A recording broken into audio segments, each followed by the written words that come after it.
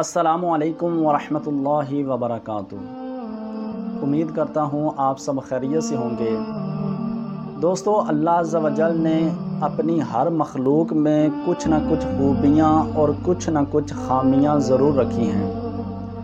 اگر ہم عورت کو دیکھ لیں تو عورت کے اندر اللہ عز و جل نے خوبیاں بھی رکھیں اور خامیاں بھی رکھیں۔ عورت کو اللہ عز و جل نے مرد کی بنسبت کمزور پیدا کیا، لیکن عورت اگر اپنی بہادری پہ اتر آئے تو مرد سے زیادہ بہادر بن جاتی ہے، اور عورت اگر وفا پہ اتر آئے تو مرد سے زیادہ باوفا بن جاتی ہے۔ عورت کے اندر اللہ عز و جل نے کچھ خوبیاں بھی رکھیں اور کچھ خامیاں بھی رکھیں۔ نبی علیہ السلام نے فرمایا کہ اگر تمہیں اپنی بیوی میں کچھ خامیاں نظر آئیں تو اس کے اندر کچھ خوبیاں بھی تو ہوں گی، تم خوبیوں کو دیکھ کے خامیوں کو نظر انداز کر دیا کرو۔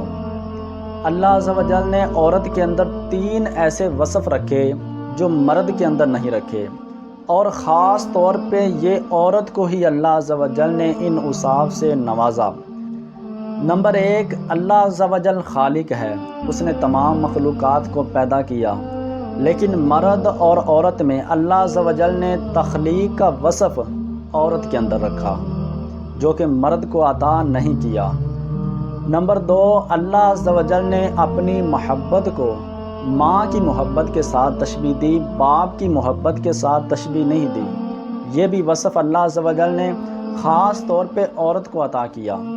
اور نمبر 3، اللہ عز و جل خود بھی پردے میں ہے، اور اللہ عز و جل نے اپنی تمام مخلوقات میں صرف عورت کو پردے میں رہنے کا حکم دیا۔